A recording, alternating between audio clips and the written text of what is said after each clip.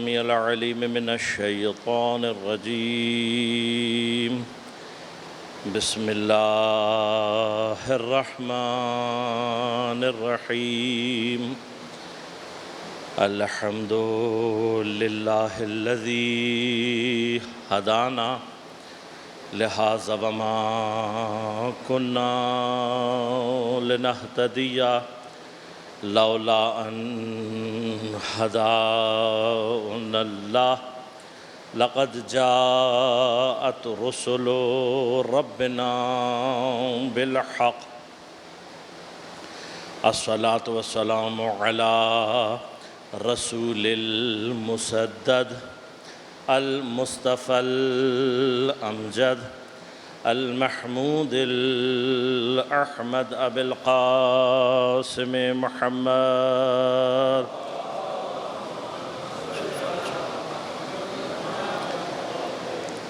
والصلاة والسلام على أسد الله الغالب غالب على كل غالب علي بن أبي طالب. والصلاة والسلام على سيدة المعصومة المظلومة الطاهرة البتول بضعة الرسول فاطمة الزهراء سيدة نساء العالمين.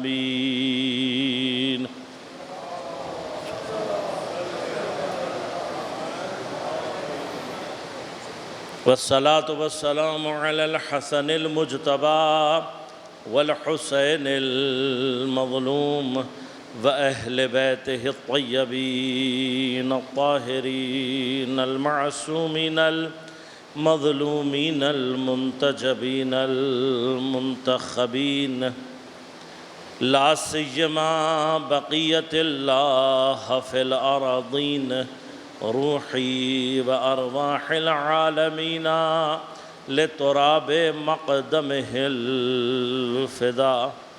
ولعنة الله على أعدائهم أجمعين. أما بعد، قال الله تعالى في كتابه الكريم: بسم الله الرحمن الرحيم. قل إن كنتم تحبون الله فاتبعوني يحببكم الله ويغفر لكم ذنوبكم والله غفور رحيم. صلوات.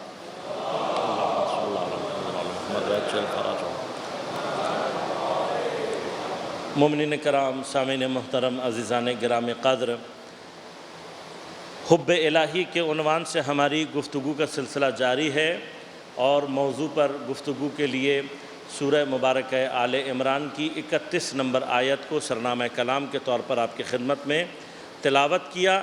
ارشاد پروردگار ہو رہا ہے: اے حبیب آپ کہیے، قل ان کنتم تحبون اللہ، اگر تم اللہ سے محبت کرنے والے ہو، فاتبعونی، پس میری اتباع کرو، مجھے فالو کرو۔ یحببکم اللہ، اللہ بھی تم سے محبت کرے گا، ویغفر لکم ذنوبکم، اور اللہ تمہارے گناہ معاف کر دے گا، واللہ غفور الرحیم، اور اللہ بہت زیادہ معاف کرنے والا اور بہت زیادہ رحم کرنے والا ہے۔ جو موضوع ہم گفتگو کر رہے ہیں، میں نے آپ کی خدمت میں عرض کیا، دا ٹاپک جس کو ہم نے ڈسکشن کے طور پر اختیار کیا ہوا ہے، جب تک ٹاپک کلیئرلی ہمارے مائنڈز میں پوری طرح سے اس کی جگہ نہیں بنے گی، تب تک بہت ساری چیزیں کنوے کرنا مشکل ہو جاتا ہے۔ بعض ڈسکشنز اپیرنٹلی مشکل لگتی ہیں تھوڑی سی، لیکن بنیادی جو ہماری کوئریز ہیں وہ وہیں پر سولو ہوتی ہیں۔ بیسیکلی محبت ہے کیا؟ ہمارے اندر کتنی طرح کی محبتیں پائی جاتی ہیں، اور ان محبتوں کے ساتھ ہمیں کیا کرنا ہے، اور ان میں سے کون سی محبت ہے جس کو کنٹرول کرنا ہے اور کون سی محبت کو بڑھانا ہے۔ یہ اگر ہمیں اپنی زندگی میں سمجھ میں آ جائے تو میں نے کل آپ کی خدمت میں عرض کیا دین کی اور ایمان کی بیس لائن محبت ہے، لیکن کون سی محبت؟ محبت فی اللہ۔ لہذا دین اور ایمان، معصوم فرماتے ہیں کہ حل الدین حل الایمان الا الحب والبغض، کیا دین اور ایمان محبت اور بغض کے علاوہ کچھ ہے؟ یعنی کیا؟ دین صرف حب اور بغض ہے۔ اب یہ کون سا حب اور کون سا بغض ہے؟ میں نے آپ سے عرض کیا بیس لائن اگر آپ نے اور ہم نے بنا لی تو اوپر کے جو مرحلے ہیں وہ آٹومیٹیکلی ہیں۔ اس کے لیے کل میں نے آپ کی خدمت میں عرض کیا کہ ہمیں تھوڑا سا انالیسس انسان کی بھی وجود کا کرنا پڑے گا کہ انسان بیسیکلی کیا ہے۔ تو انسان کی ایک باڈی ہے اور ایک اس کی روح اسپرٹ ہے۔ یہ جو روح یا اسپرٹ یا اس کا سول ہے، اس کو ہم 3 حصوں میں سوچ سکتے ہیں۔ ایک حصہ اس کا نفس کہلاتا ہے، ایک عقل کہلاتا ہے، اور ایک قلب کہلاتا ہے۔ میں نے کل بھی آپ کو مثالوں سے بتایا تھا کہ حتیٰ سائیکالوجسٹ بھی ہیومن مائنڈ یا سول کے یہی 3 حصے کرتے ہیں، لیکن وہ اپنی آسانی کے لیے اسے کانشیس، سب کانشیس اور ان کانشیس کہتے ہیں۔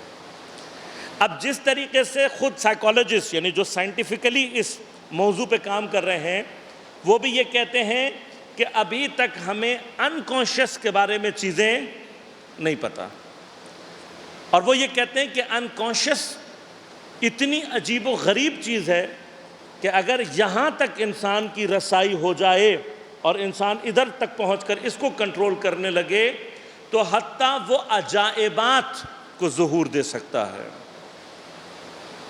اس سے حیرت انگیز چیزیں ظہور کرنے لگتی ہیں اگر انسان کا ان کانشیس مائنڈ کا جو حصہ یا اس کے سول کا جو حصہ ہے یہ اس کے کنٹرول میں آ جائے۔ ایگزیکٹلی یہی بات ہم 1400 سال سے کر رہے ہیں۔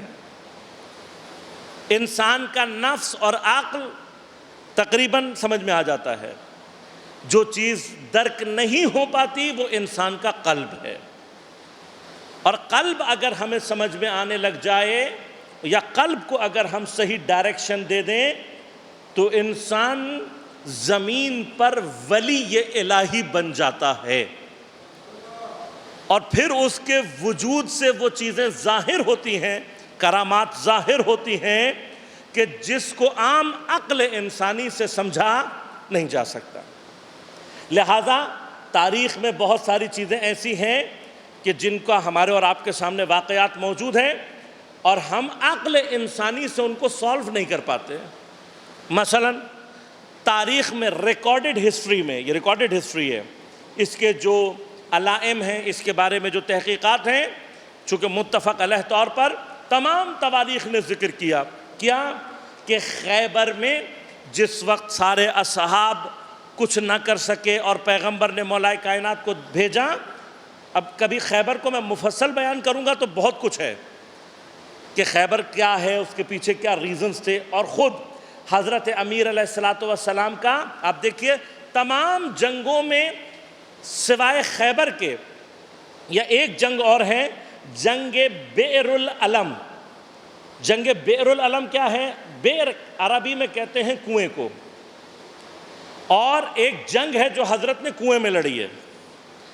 یہ کنواں اب تفصیلات بات ہے میں آج نہیں بیان کر رہا، صرف آپ کو نوجوانوں کے ذہنوں میں رہنا چاہے۔ یہ وہ جنگ ہے جو حضرت نے جنوں سے لڑی ہے، اجنہ سے لڑی ہے۔ تو یہ تفصیلات اس کی اپنی جگہ پر، لیکن یہ جنگ یہ بھی عجیب و غریب ہے۔ اس کے بعد جو دوسری عجیب و غریب جنگ ہے وہ کون سی ہے؟ خیبر۔ اور خیبر میں حضرت نے کیا کیا آپ کو یاد ہے، میں وہ سارے واقعات نہیں بنا رہا، میں جو چیز پہنچانا چاہتا ہوں اس پہ غور کیجیے گا۔ عقل انسانی تسلیم نہیں کرتی کہ کوئی انسان اپنے ہاتھ سے اتنے بڑے دروازے کو نکال دے جسے ہلانے کے لیے 40 افراد درکار ہوں۔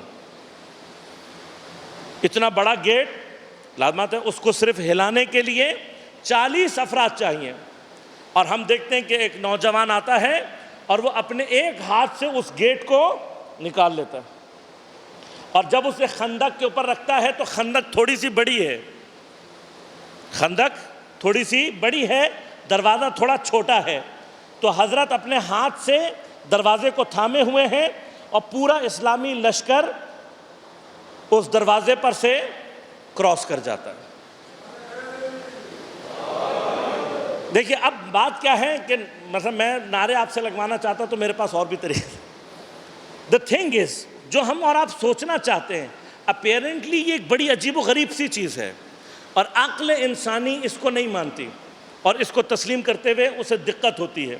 لیکن کبھی آپ اگر پیراسائیکالوجسٹ سے جا کر بات کریں گے تو پیراسائیکالوجسٹ آپ کو کہیں گے نہیں، انسان کے انکانشس کے اندر اگر وہ اس کو کنٹرول کر سکے تو ایسی چیزیں اس کے اندر سے ہو سکتی ہیں، یہ کوئی مشکل کام نہیں ہے۔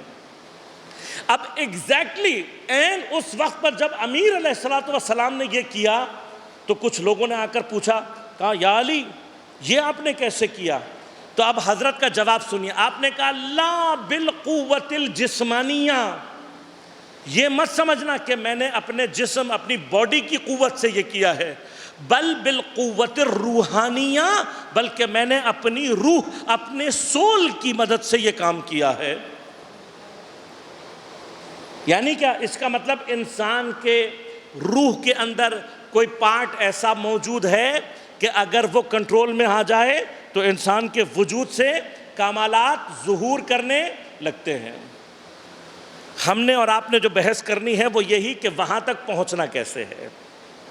لہٰذا میں نے جو یہ 3 چیزیں آپ کی کل خدمت میں عرض کی، ایک جو کل بات میں نے آپ کو بتائی تھی ریپیٹ کر دوں تاکہ ذہنوں میں رہے۔ یہ یاد رکھیے گا کہ نفس کی جتنی بھی ورکنگ ہے یہ جتنی کنٹرول رہے گی، ختم نہیں، جتنی کنٹرول ہو جاتی ہے عقل مضبوط ہو جاتی ہے، قلب آٹومیٹیکلی مضبوط ہونا شروع ہو جاتا ہے۔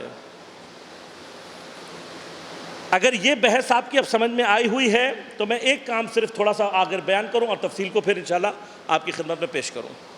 میں نے آپ کی خدمت میں عرض کیا کہ نفس کیا کرتا ہے؟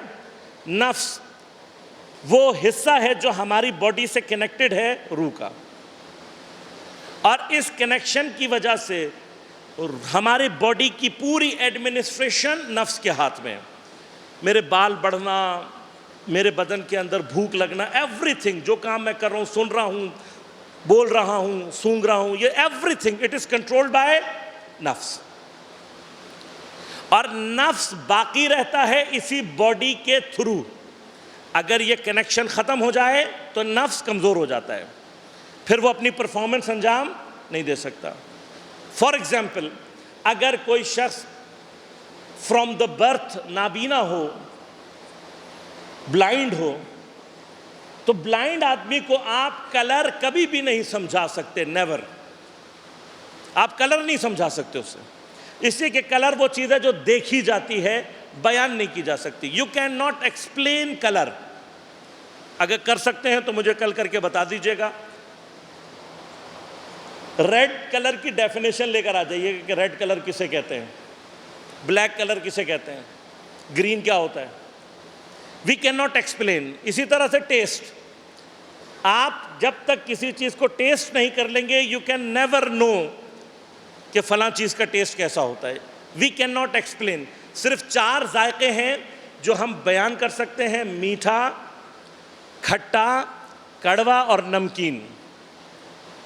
ہاں یہ ٹیسٹ ہے جو ہم بیان کر سکتے ہیں، سویٹ، سور، سالٹ اور بٹر۔ یہ 4 ذائقے ہیں جو ہم بیان کر سکتے ہیں۔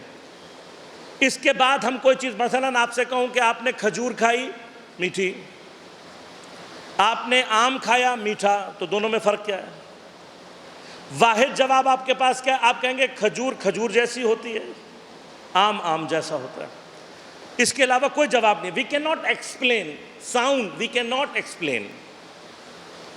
اب خدا نہ خواستہ اگر کسی کی زبان کا ذائقہ ختم ہو، ہم اس کو ٹیسٹ سمجھا نہیں سکتے، کان خراب ہو تو اس کو آواز نہیں سمجھائی جا سکتی۔ اب دیکھیں ایک ایک سینس کو آپ بند کرتے جائیں، نفس کی قوتیں کمزور ہوتی چلی جاتی ہیں۔ اگر خدا نہ خواستہ کوئی انسان سارے ہی سینسز اس کے بیکار ہو جائیں، he can not learn any thing, کچھ نہیں سیکھ سکتا۔ اب نفس کیا کرتا ہے؟ اس باڈی کے تھرو اپنا کام بھی چلاتا ہے، اس کی وجہ سے باقی ہے، اور اس کے تھرو نالج بھی گین کرتا ہے۔ یہ نالج گین کرنے کے بعد عقل کے پاس جاتی ہے۔ عقل کا کیا کام ہے؟ عقل قانون بناتی ہے۔ جتنے بھی لاز ہیں یہ سارے کے سارے کہاں تیار ہوتے ہیں؟ عقل میں۔ اسی طرح سے عقل کا ایک امپورٹنٹ کام کیا ہے؟ عقل بلیف کریٹ کرتی ہے، عقیدہ۔ قلب کا کیا کام ہے؟ قلب کا کام یہ ہے کہ جو بلیف عقل میں تیار ہو جاتا ہے وہ بلیف قلب کی طرف موو کرتی ہے عقل، اور اگر وہ قلب میں اتر جائے تو جو بلیف آپ کا بنے گا آپ کے اندر سے آٹومیٹیکلی اس سے ریلیٹڈ چیزیں ظاہر ہونا شروع ہو جائیں گی۔ ہمیں نماز میں مزہ نہیں آتا، کیوں؟ اس لیے کہ ابھی تک ہمارا جو توحید کا بلیف ہے اول تو کلیئر ہی نہیں ہوتا ہمیں۔ اگر کلیئر ہو جائے عقل میں پھنسا رہتا ہے، قلب میں نہیں اترتا۔ قلب میں اتر جائے میرے سجدے سے خود بخود توحید کا ظہور ہونا شروع ہو جائے گا۔ آٹومیٹک ہے، میں نے عرض کیا آٹومیٹک ہے سارا کچھ۔ خوب، اگر یہاں تک بات کلیئر ہو گئی تو میرے لیے منزل آسان ہو جائے گی۔ نفس چونکہ باڈی سے سارا کام لیتا ہے تو جتنی بھی مٹیریل ہماری خواہشات، جتنی بھی لذات ہیں ہماری مٹیریل، ان سب کا تعلق ہے نفس سے۔ اچھا، اگر اب 2 منٹ کے لیے سوچے گا، اگر ہمارا نفس یہ خواہشات کرنا چھوڑ دے تو انسان کچھ عرصے میں ہلاک ہو جاتا ہے۔ مثلا مجھے اگر بھوک لگنا بند ہو جائے میں کچھ دنوں میں مر جاؤں گا، مجھے اگر پیاس لگنا بند ہو جائے میں کچھ دنوں میں مر جاؤں گا، میرا اگر نفس آرام کو طلب کرنا بند کر دے اور میں ریسٹ نہ کروں تو I will die in some days۔ لہذا یہ یاد رکھے گا کہ نفس کی جو خواہشات ہیں وہ انسان کی مٹیریل لائف کو باقی رکھنے کے لیے ضروری ہے، اور جو چیز انسان کے لیے ضروری ہو اللہ اور عقل دونوں انسان کو اس سے روک نہیں سکتے۔ لہذا اللہ تعالیٰ نہ ہمیں کھانے سے روکتا ہے، نہ سونے سے روکتا ہے، نہ پینے سے روکتا ہے، نہ ہماری عقل روکتی۔ لیکن اب غور کیجئے گا کہ نفس چونکہ باڈی کے تھرو کام کرتا ہے تو نفس کی جتنی بھی خواہشات ہیں، جتنی بھی لذات ہیں، یہ ساری کی ساری لمیٹڈ ہیں۔ لمیٹڈ ہے، آپ ایک حد سے زیادہ کھانا نہیں کھا سکتے۔ دنیا کا کتنا ہی اچھا کھانا کیوں نہ ہو، دنیا کا کتنا ہی اچھا مشروب کیوں نہ ہو، آپ ایک لمٹ سے زیادہ کھا اور پی نہیں سکتے۔ آپ کا اگر پیٹ بھرا ہوا ہو، دنیا کا بہترین کھانا بھی آپ کے سامنے رکھ دیا جائے آپ کو اچھا نہیں لگے گا۔ پس آپ کا جو نفس ہے وہ کیا کرتا ہے؟ بنیادی طور پر وہ لمیٹڈ اس میں چلتا ہے، اور جیسے جیسے اس کی ریکوائرمنٹس ایک اسپیسیفک لیول پر آتی جاتی ہیں وہ خاموش ہو جاتا ہے۔ دوسرا طریقہ کیا ہے؟ دوسرا طریقہ یہ کہ آپ عقل کے ذریعے سے اپنے نفس کو کنٹرول کر سکتے ہیں۔ بس عقل کا ایک اور کام کیا ہوا؟ نفس کو کنٹرول کرنا۔ یہ عقل کے کاموں میں سے میں اگزامپل دیتا ہوں، آپ کو بات سمجھ میں آئے گی۔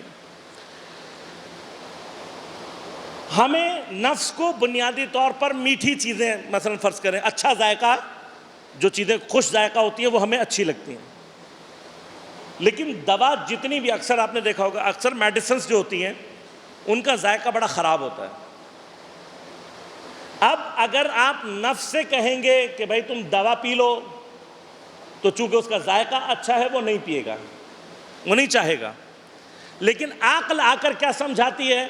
عقل آ کر نفس کو سمجھاتی ہے اگر تم دوا نہیں پیو گے تو تمہارا کام اور زیادہ خراب ہو جائے گا، تم بیمار ہو جاؤ گے، ہلاک ہو جاؤ گے۔ اگر تم اپنے آپ کو ٹھیک کرنا چاہتے ہو تو یہ دوا پی لو۔ تو جیسے ہی نفس فائدہ دیکھتا ہے آمادہ ہو جاتا ہے، پھر کڑوی چیز بھی پی لیتا ہے۔ لہذا نفس کو آپ کی عقل جو جو چیز سمجھاتی جائے گی نفس آٹومیٹیکلی اس کو مانتا چلا جائے گا۔ پس نفس، اب یاد رکھیے گا، جتنی بھی محبتیں نفس سے اٹھتی ہیں یہ ساری کون سی ہوتی ہیں؟ جو فائدہ حاصل کرنے کے لیے ہوں. انسان فائدہ چاہتا ہے، جہاں اس کو فائدہ ملے گا اس کا نفس آٹومیٹیکلی چاہتا ہے وہ چیز اسے ملے. لیکن نفس کی جتنی بھی خواہشات ہیں وہ کیا ہیں؟ لمیٹڈ. عقل کیا کرتی ہے؟ عقل نفس کی ان خواہشات کو کنٹرول کرنا جانتی ہے، کنٹرول کر سکتی ہے، اس کو تربیت میں لا سکتی ہے، ترتیب میں لا سکتی ہے. انسان کا جو قلب ہے، یعنی یوں سمجھ لیجیے اب کہ انسان میں محبتیں دو جگہ سے پیدا ہوتی ہیں.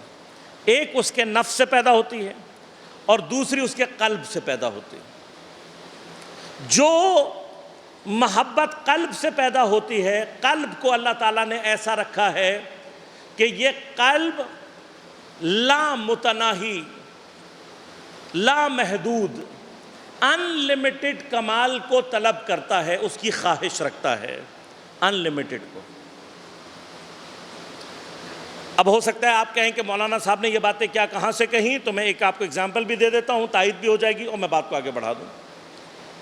ہمارے ہاں اکنامکس کے جتنے بھی اسٹوڈنٹس ہیں ان کو پتا ہوگا کہ اکنامکس کی سبجیکٹ کی جو تعریفیں ہیں ان میں سے ایک امپورٹنٹ تعریف سر لائنل رابنس نے کی ہے. اور سر لائنل رابن کی تعریف کیا ہے؟ کہ انسان ان لمیٹڈ وانٹس کو لمیٹڈ ریسورسز سے فلفل کرنا چاہتا ہے، اور اس ریلیشن کا نام بہترین طریقے سے حل کرنا یہ اکنامکس ہے.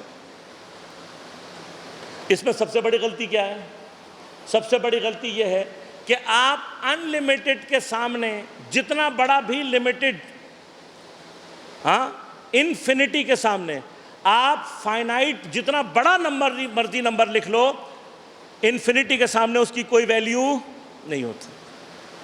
تو جب تک آپ انسان کی ان لمیٹڈ خواہش کو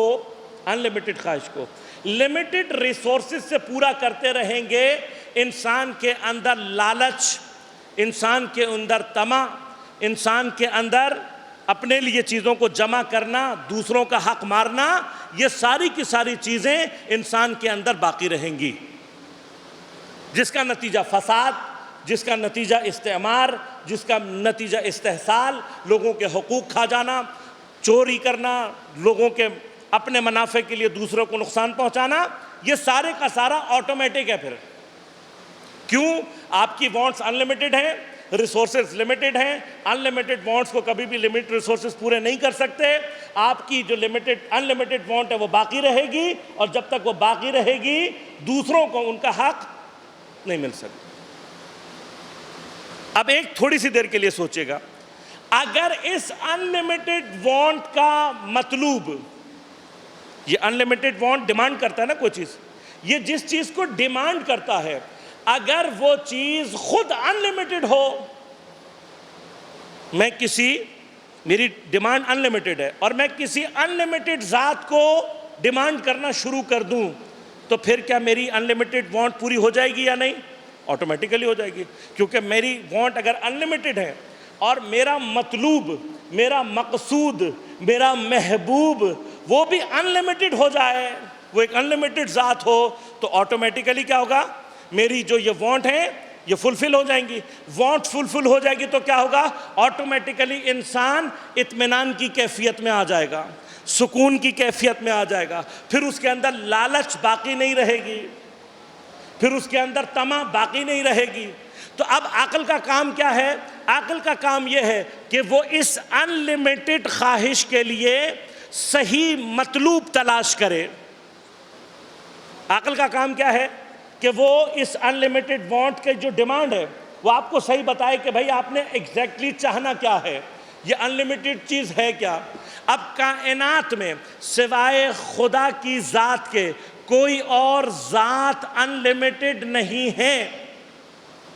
کوئی اور انلمیٹڈ نہیں ہے. لہذا جب تک انسان کی اس انلمیٹڈ وانٹس کا مطلوب اور محبوب خدا نہیں ہوگا، انسان کو کبھی بھی اطمینان حاصل نہیں ہو سکتا، اس میں سے لالچ کبھی بھی ختم نہیں ہو سکتی.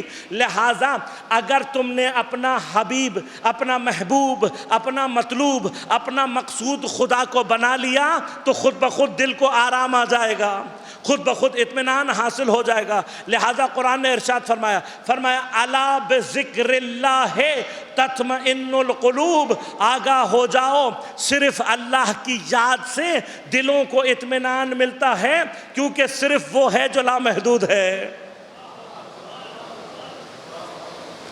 اگر یہاں تک بات میں آپ تک پہنچا سکا ہوں تو آگے کی منزلیں میرے اور آپ کے لیے آسان ہو جائیں گی. بس اب غور کیجئے گا.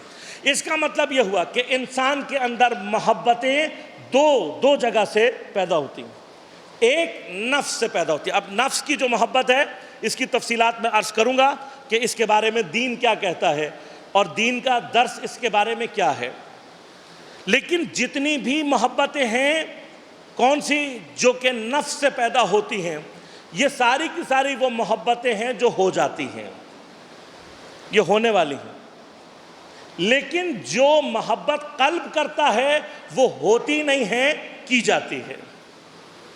دیکھیے، دل کو صرف یہ پتا ہے کہ ان لمیٹڈ کو چاہنا ہے، کس کو چاہنا ہے یہ نہیں پتا. عقل کا کام کیا ہے؟ عقل دل کے لیے اس کے مطلوب واقعی کو، اس کے محبوب واقعی کو، اس کے مقصود واقعی کو تلاش کرتی ہے. اب اگر عقل دھوکہ کھا جائے کہیں پر تو ایک الگ بحث ہے، لیکن اگر دھوکہ نہ کھائے تو پھر عقل کیا کہتی ہے؟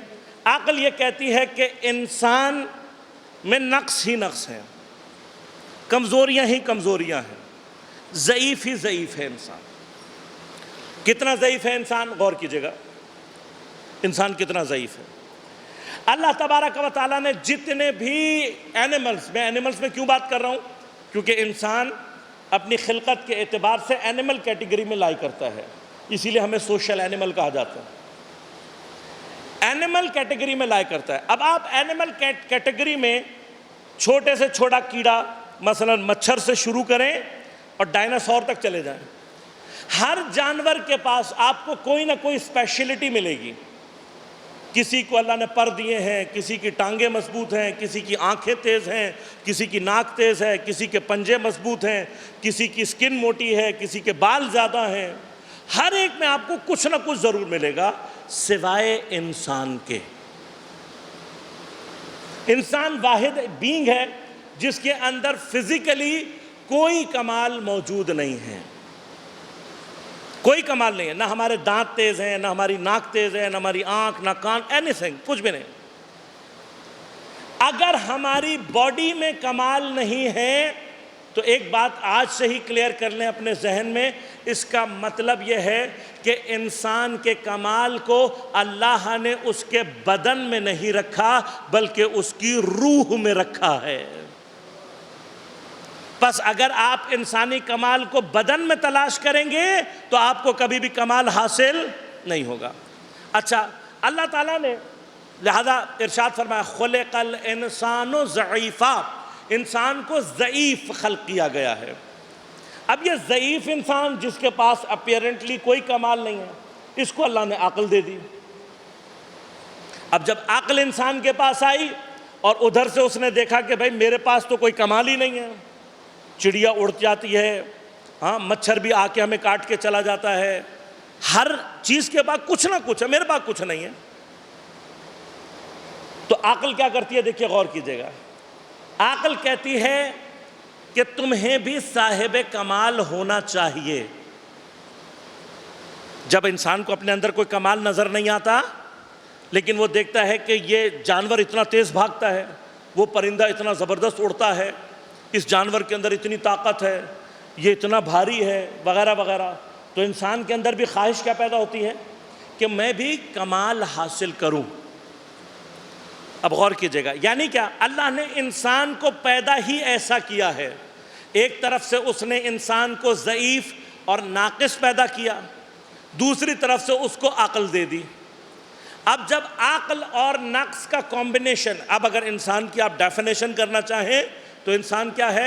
عاقل ناقص، ایک ایسا عاقل جس کو ناقص خلق کیا گیا ہے. ایسے ہی ہے نا؟ اگر انسان کی یہ ڈیفینیشن سمجھ میں آ گئی تو اب عقل کیا کہتی ہے؟ عقل کہتی ہے اس نقص جو تمہارے اندر نقص ہے اس کو دور کرو، تمہارے اندر نقص نہیں ہونا چاہیے. دیکھیے میں کامن سی ایک مثال دے دیتا ہوں. اگر میرے کپڑوں پر کوئی دھبا لگا ہوا ہو جو کہ نقص شمار ہوتا ہو اور آپ مجھے بتائیں کہ مولانا یہ آپ کے کپڑوں پہ ذرا دھبا لگا ہوا، نقص لگا ہوا ہے، تو میں کیا کروں گا؟ اسے ہٹانے کی کوشش کروں گا. یہ انسان آپ کے چہرے پر کچھ لگا ہوا میں بتاؤں آپ فوراً اس کو ریموو کرنا چاہیں گے. یہ انسان کی فطرت میں کہاں سے آیا؟ انسان کو عقل دی اور نقص دی. اب جیسے ہی عقل نقص کو دیکھتی ہے اسے آٹومیٹیکلی ریموو کرنا چاہتی ہے. یہ آٹومیٹک ہے سارا کام. اب جب ریموو کرنا چاہتی ہے تو کچھ چیزیں ہم آسانی سے کر لیتے ہیں لیکن بہت ساری چیزیں آسانی سے نہیں ہو پاتی. اس کے لیے انسان کیا چاہتا ہے؟ انسان چاہتا ہے کوئی با کمال ایسا آئے کہ جو میرے اس نقص کو دور کر سکے. لہٰذا آپ اچھے ٹیچر کے پیچھے کیوں جاتے ہیں؟ کہ وہ آپ کا جو جہل ہے اسے دور کر سکے. اگر آپ دیکھتے ہیں کہ نہیں یہ ایک اسپیسیفک لیول سے اوپر نہیں جا سکتا تو آپ اس سے اچھے ٹیچر کی تلاش میں جاتے ہیں. ٹھیک ہے؟ جتنا آپ اپنا نقص محسوس کرتے چلے جائیں گے اتنا آپ کے اندر طلب کمال آٹومیٹیکلی پیدا ہوتی چلی جائے گی. یہ چیز انسان کے اندر فطری ہے. بس یاد رکھیے گا اللہ نے انسان کو فطرتاً کمال طلب بنایا ہے. انسان کمال کو، پرفیکشن کو کیا کرتا ہے؟ حاصل کرنا چاہتا ہے. کوئی انسان ایسا نہیں ہوگا جو کہ پرفیکشن کو حاصل نہ کرنا چاہے. لیکن جب انسان پرفیکشن کو حاصل کرنا چاہتا ہے تو عقل انسان کو ایک بات اور سمجھاتی ہے. وہ کیا سمجھاتی ہے؟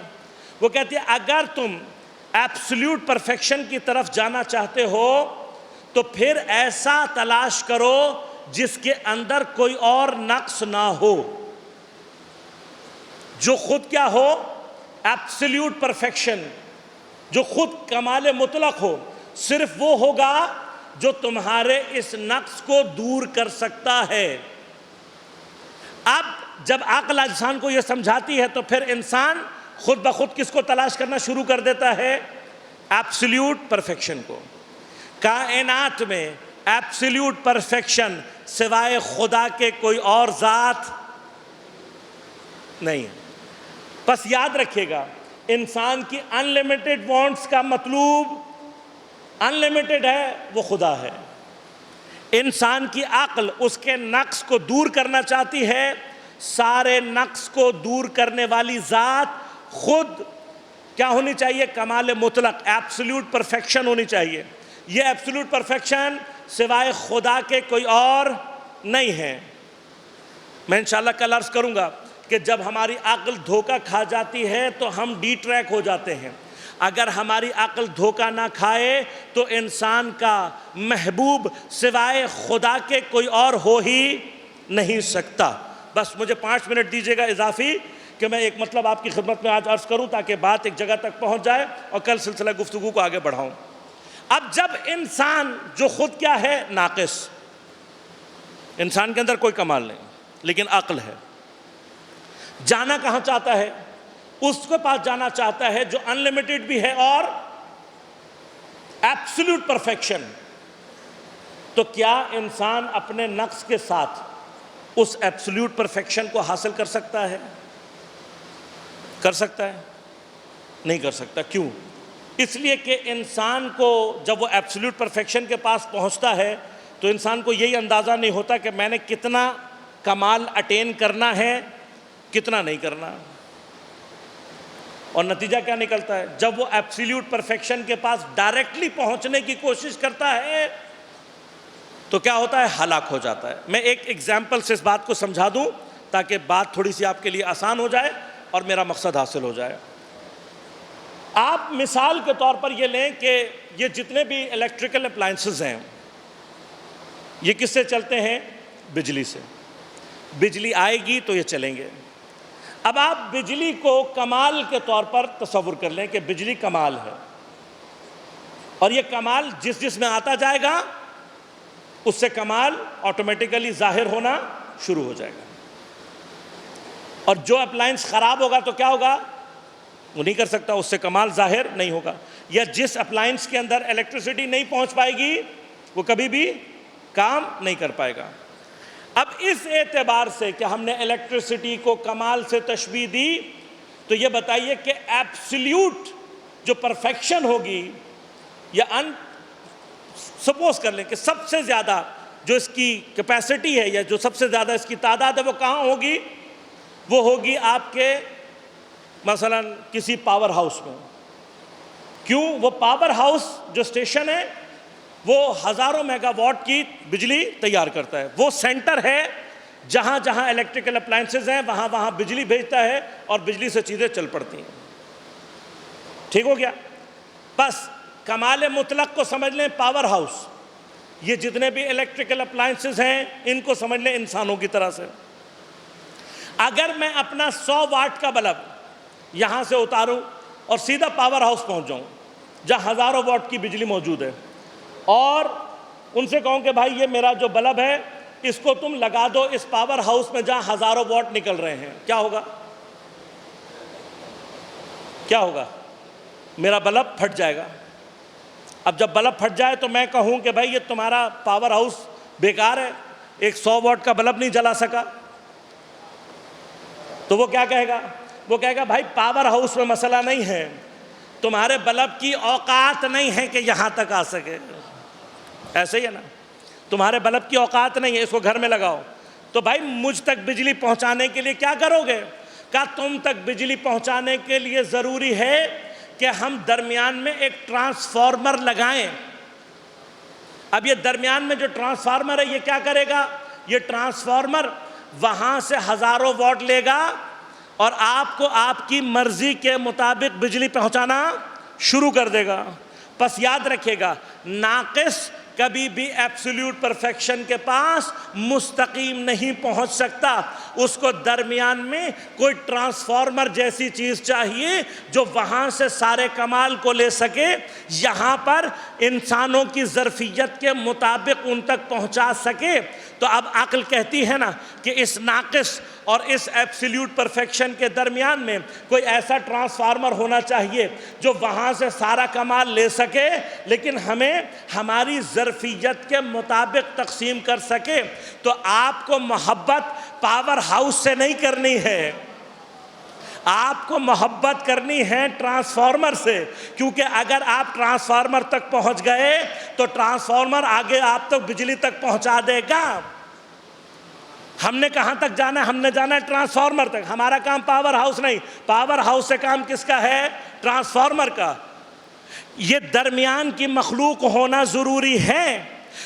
ایبسلیوٹ پرفیکشن اگر میں نے تشبیہ دی اس کو پاور ہاؤس سے تو یاد رکھے گا ایبسلیوٹ پرفیکشن ہے خدا۔ الیکٹریکل اپلائنسز کی مانند ہیں ہم انسان جو کہ ناقص ہیں۔ اگر ہم ڈائریکٹ خدا سے کمال لینا چاہیں تو ہم ہلاک ہو جائیں گے، ہم اس کمال کو کنٹین ہی نہیں کر سکتے۔ لہٰذا ہمارے اور خدا کے درمیان میں ایک ایسا واسطہ ہونا چاہیے جو خدا سے تمام کمالات کو لے سکے اور مجھ جیسے ناقصوں کو میری ظرفیت کے مطابق تقسیم کر سکے۔ اس واسطے کو جو خدا اور بندوں کے درمیان ہے اسے نور محمد و آل محمد کہتے ہیں۔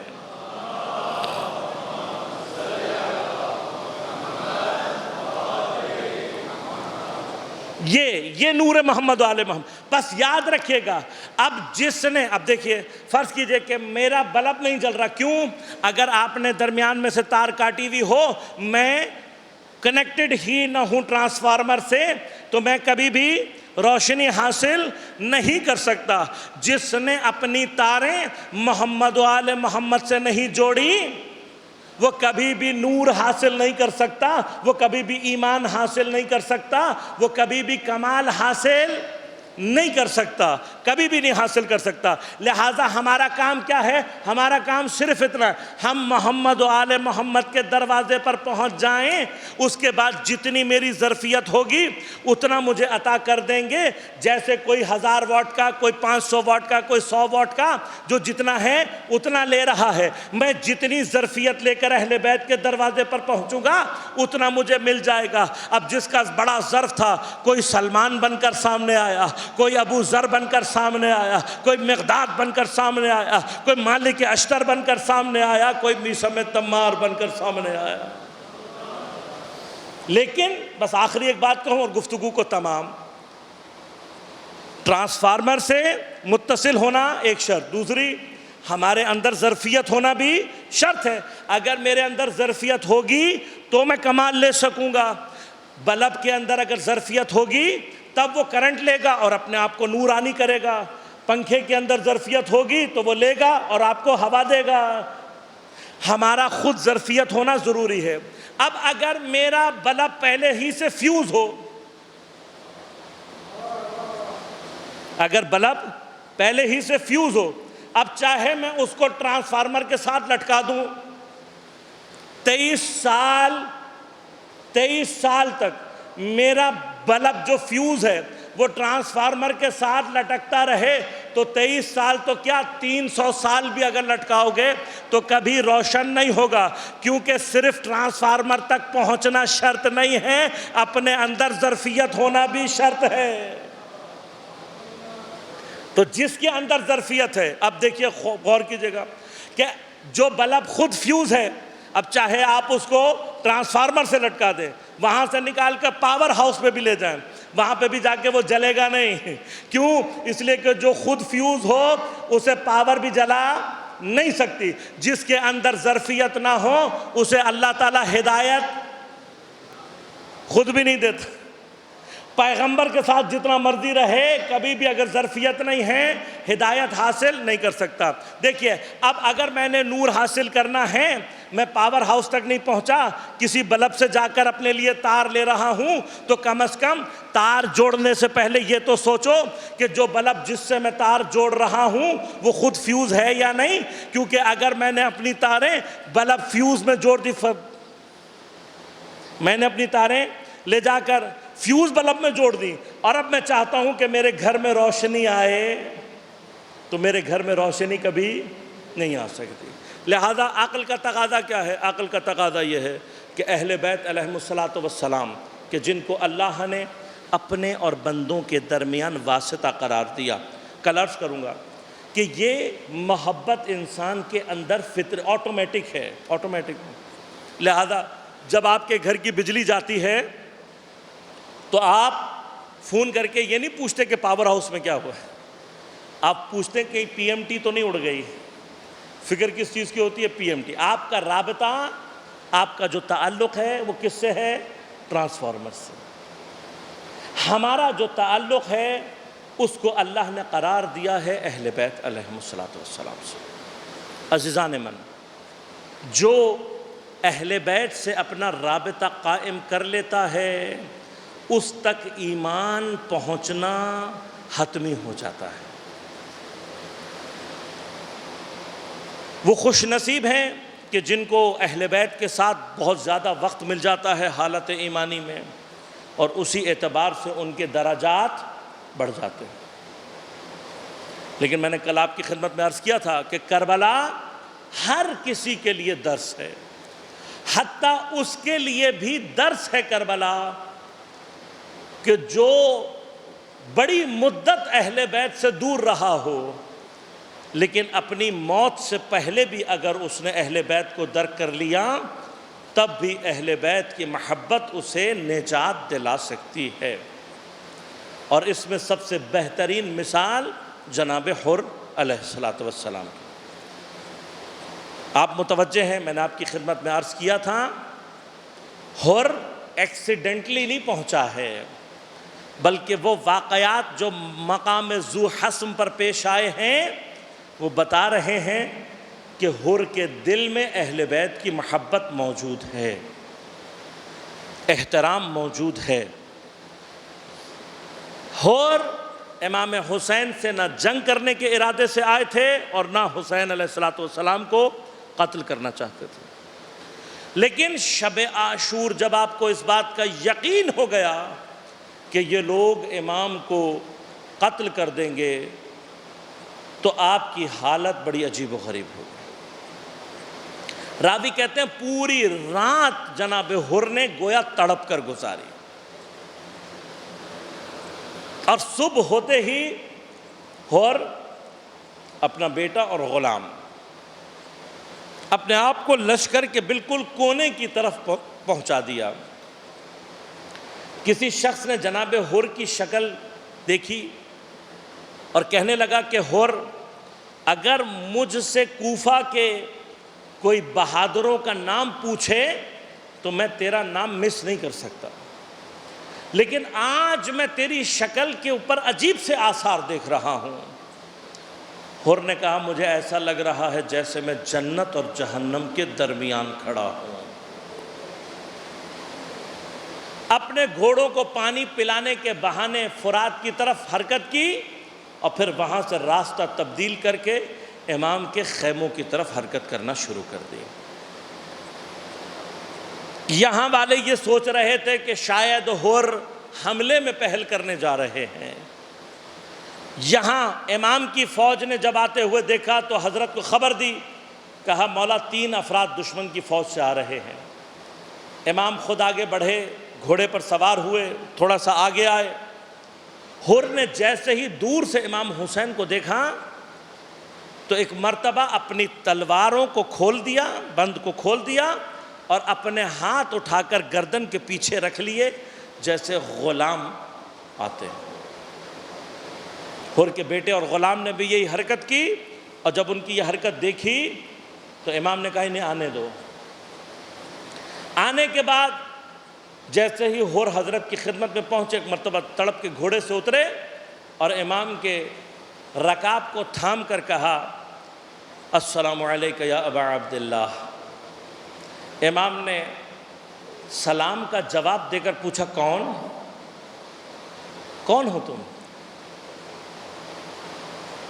علامہ نقن فرماتے ہیں کہ حسین جانتے ہیں یہ کون ہیں، لیکن اس سے پہلے کہ حر یہ سوچے کہ حسین جانتے ہیں میں کون ہوں اور کیا کام میں نے کیا ہے، میرے مولا نے کون کہہ کر حر کو یہ پیغام بتایا کہ حر اگر تو نے توبہ کر لی ہے تو حسین نے بھی بھلا دیا کہ ہمیں یہاں تک پہنچانے والا کون ہے۔ حر نے آگے بڑھ کر توبہ کی اور کہا مولا میں باعث بنا ہوں کہ سادات اس حال میں پہنچے ہیں۔ آپ نے کہا ہم نے تجھے معاف کر دیا۔ کہا مولا آپ نے معاف کر دیا ہے، لیکن آپ کے ساتھ خواتین اور بچے ہیں، میں چاہتا ہوں وہ بھی مجھے معاف کر دیں۔ جناب زینب کو جب پیغام ملا تو آپ نے پیغام میں واپس بھجوایا، کہا جا کر حر کو ہماری طرف سے سلام کہنا اور کہنا ہم نے بھی معاف کر دیا ہے۔ شہزادی کا سلام ملنا تھا، حر کی آنکھوں سے آنسو جاری ہو گئے اور ایک مرتبہ رو کے کہتا ہے مجھے معلوم نہیں تھا کہ شہزادیاں اتنی غریب ہو جائیں گی کہ غلاموں کو سلام بھیجو۔ جناب حر نے جب یہ ساری کیفیت دیکھی تو ایک مرتبہ امام سے کہا مولا مجھ سے غلطی ہوئی ہے، میں چاہتا ہوں کہ اس کا جبران کروں۔ حر کیسے جبران کرو گے؟ کہا مولا میں چاہتا ہوں کہ پہلا میرا غلام اور بیٹا جائے اور اس کے بعد میں جاؤں۔ تو جب حضرت حر کا بیٹا اور غلام، اور خاص طور پر جب بیٹا شہید ہو کر گرا اور اس نے اپنے باپ کو اجازت دی اور حر آگے بڑھنا چاہتے تھے تو امام نے ایک مرتبہ ہاتھ تھام کر روک لیا، اور روکنے کے بعد کہا حر تم میدان میں نہ جاؤ، اس لیے کہ جوان بیٹے کے لاش پر بوڑھے باپ کا جانا بڑا مشکل ہوتا ہے، بیٹے کی لاش پر باپ کا جانا بڑا سخت ہوتا ہے۔ میں کہوں گا یا ابا عبداللہ، نہ حر حسین جیسا باپ ہے، نہ حر کا بیٹا علی اکبر جیسا جوان ہے، تو مولا مجھے بتاؤ آپ علی اکبر کے لاش پر کیسے پہنچے تھے؟ بس آزادار۔ اس کے بعد حر نے اجازت چاہی، جنگ کرتے ہوئے شہید ہوئے، سر پر تلوار لگی، دی، گھوڑے سے گرے، امام حسین کو آواز دی، امام کچھ جنازوں پر تشریف لے گئے ہیں، ان میں سے ایک حر کا جنازہ ہے۔ حر کے پاس پہنچ کر حر کے سر کو اپنے زانو پر رکھا، حر نے جیسے ہی حسین کی خوشبو کو محسوس کیا اپنے سر کو ہٹانا چاہا، حسین نے کہا نہیں حر، سر کو اپنے ہمارے زانو سے مت ہٹاؤ، کیا چاہتے ہو؟ کہا مولا خون بہت بہ رہا ہے، آخری وقت میں آپ کی زیارت کرنا چاہتا ہوں۔ ایک مرتبہ حسین نے ایک رومال اپنی جیب سے نکالا، حر کے چہرے سے خون کو پاک کر کے اسی رومال سے حر کے پیشانی کو باندھ دیا۔ حر نے روتے ہوئے کہا مولا بس اتنا بتا دیجئے، قیامت کے دن میں نے زہرا کا سامنا کرنا ہے، ارے میں کیسے سامنا کروں گا؟ کہا حسین نے اور تیری پیشانی پر جو رومال میں نے باندھا ہے یہ میری زہرا، یہ میری ماں زہرا کا رومال ہے، میں یہ رومال باندھ رہا ہوں اور تجھے بتا رہا ہوں اور میں نے بھی تجھے معاف کیا، زینب نے بھی تجھے معاف کیا اور زہرا نے بھی تجھے معاف کر دیا۔ الا ولعنۃ اللہ علی القوم الظالمین وسيعلم الذین ظلموا ای منقلب ینقلبون۔ بار الہ ہماری اس عبادت کو اپنی بارگاہ میں قبول و منظور فرما۔ بار الہ بحق زہرا و ابیہا و بعلہا و بنیہا، منتقم زہرا، منتقم کربلا امام زمان علیہ السلام کے ظہور میں تعجیل فرما۔ عزاداری سید الشہداء اور عزاداران سید الشہداء کی حفاظت فرما، پریشانیوں کو دور فرما، مشکلات کو آسان فرما۔ بار الہ بحق زہرا و ابیہا و بعلہا و بنیہا، تمام مریضوں کو صحت کامل عاجل عنایت فرما، تمام اسیروں کو رہائی عنایت فرما، تمام علماء مراجع اعظام کی حفاظت فرما۔ ہم سب کو امام زمان علیہ السلام کے اعوان و انصار میں شمار ہونے کی توفیق عنایت فرما۔ ربنا تقبل منا انک انت السمیع العلیم برحمتک یا ارحم الراحمین۔ ماتم حسین۔